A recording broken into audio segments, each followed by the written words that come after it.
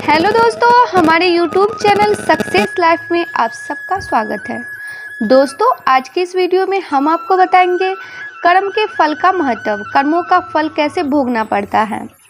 आज इस वीडियो में हम आपको कर्मों का फल अवश्य ही भुगतना पड़ता है, इसके बारे में जानकारी देंगे, क्योंकि इंसान ही अच्छे और बुरे कर्म करता है, पशु नहीं। इसलिए हम अपने कर्मों का फल अवश्य भोगते हैं, चाहे देर हो या सवेर। कर्म सिर्फ हमें भुगतने ही पड़ेंगे, इसलिए कर्म करने से पहले एक बार अवश्य सोचें, क्या मैं यह सही कर रही हूँ। अगर कर्म करने से पहले अच्छे से सोच ले तो शायद हम बुरा कर्म करने से बच सकते हैं। अगर आपने अपने आप को बचा लिया तो सजा से भी बचा सकते हैं। भगवान अवश्य सजा देगा, इस जन्म में नहीं अगले जन्म में ही कर्मों का फल भोगना पड़ता है। श्री कृष्ण जी ने भी गीता में कहा है कि कर्मों को ही सबसे उत्तम बताया है, क्योंकि कर्म को हमारे भाग्य का निर्माण करते हैं। अगर हम अच्छे कर्म करेंगे तो हमारे साथ अच्छा होगा, अगर हम बुरे कर्म करेंगे तो हमारे साथ बुरा होगा। दोस्तों, भगवान की न्याय व्यवस्था बहुत ही ज़्यादा सुदृढ़ है। कर्म का फल अच्छे कार्य करने वाले को अच्छा और बुरे कार्य करने वाले को बुरा फल अवश्य ही भोगना पड़ेगा। भगवान के यहाँ देर है भले ही हो जाए, मगर अंधेर नहीं होती। जिसको आप देर समझते हैं वो देर भी नहीं होती। प्रभु ने प्रत्येक कर्म के फलित होने का समय पहले से ही निर्धारित कर रखा है।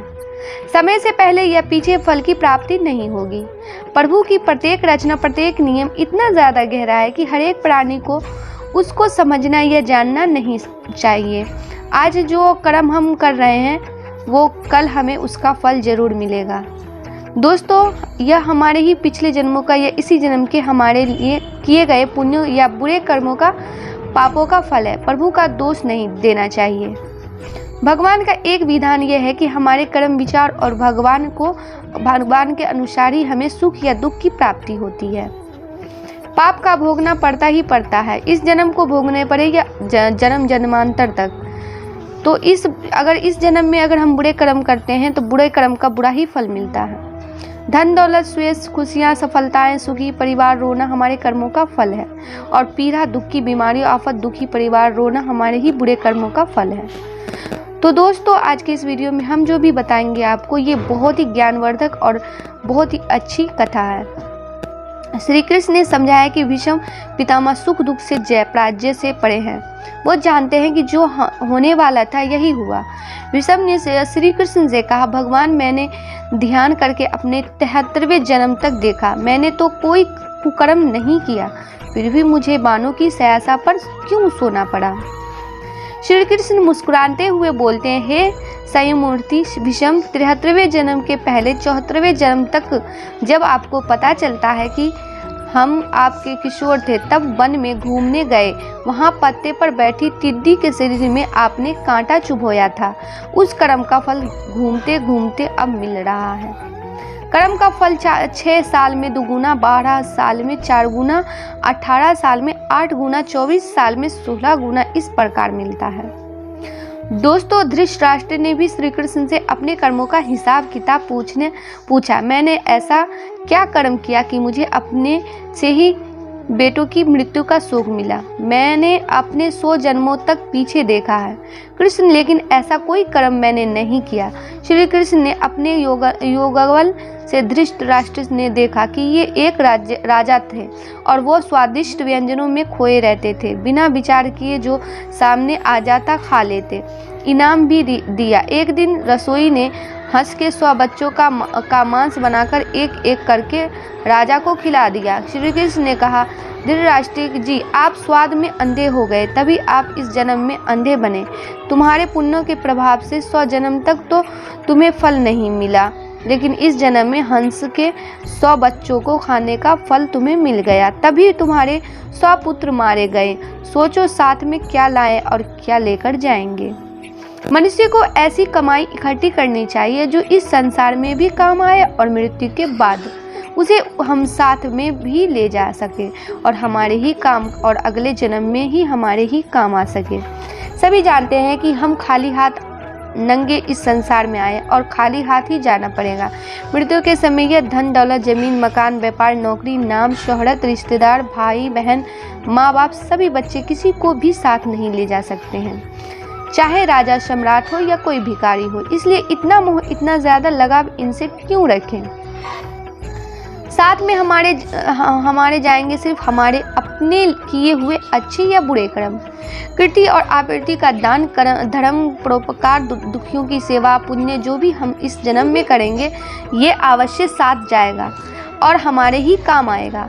हमें प्रत्येक दिन जब भी हमारा मन शांत हो, आंखें बंद करके 2-4 मिनट यह सोचना अवश्य चाहिए कि हम इतनी बड़ी अशांति को क्यों अपने साथ क्यों बांधे हुए हैं।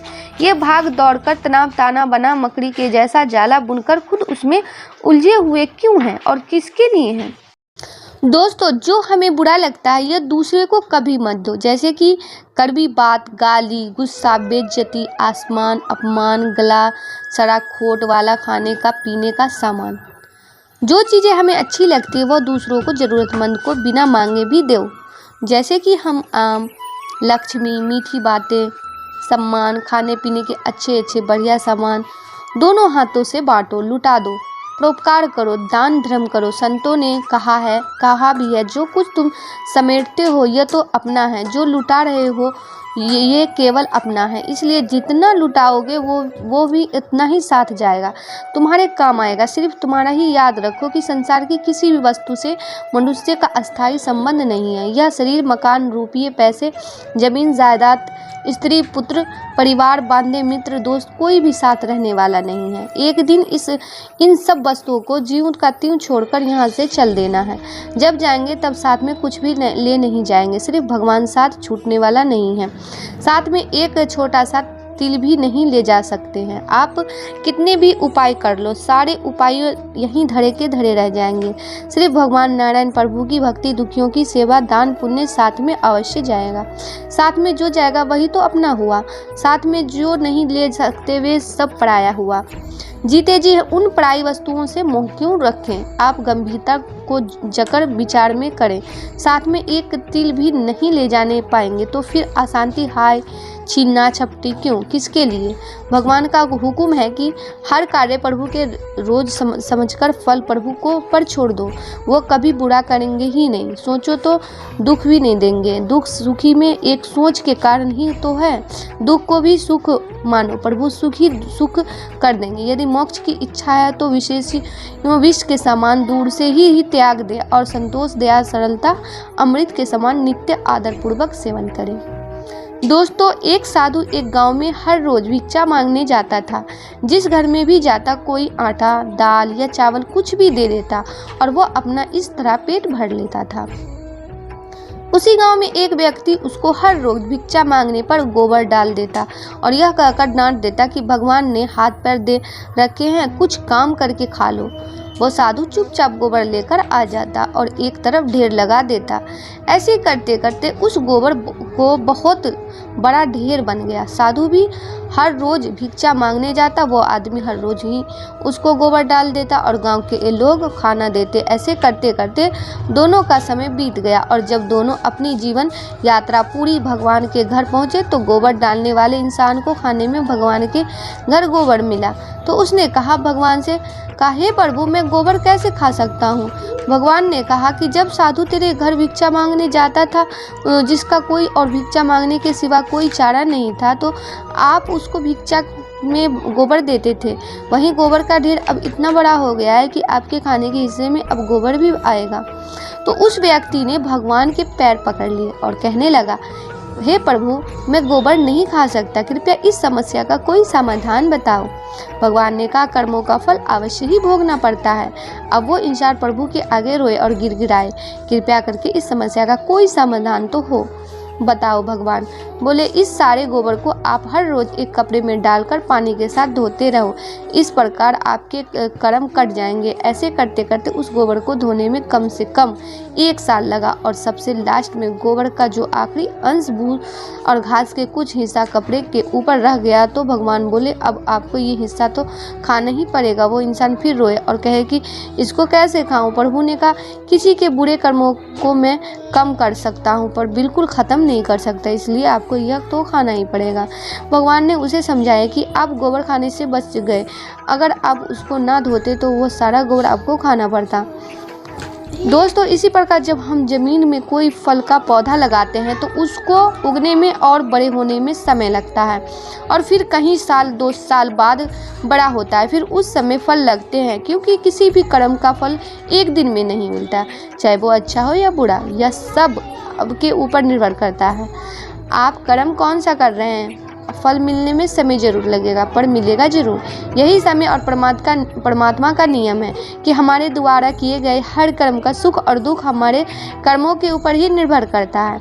हमें सुख और दुख अपने द्वारा किए गए कर्म का हिसाब किताब चुकता कर रहे हैं। दोस्तों कर्मों का फल हमें अवश्य ही भुगतना पड़ेगा, इसलिए जब हम किसी को दान देते हैं तो सोच समझ कर दें, क्योंकि एक दिन हमें वह डबल होकर मिलेगा। इसी प्रकार हर काम करते समय भी ध्यान रहे कि हम कौन सा काम सही कर रहे हैं और कौन सा काम गलत हो रहा है। इसलिए कभी भी भूल कर भी किसी की आत्मा ना दुखाएं, जितना हो सके अपनी तरफ से अच्छा ही करें। आज के लिए बस इतना ही।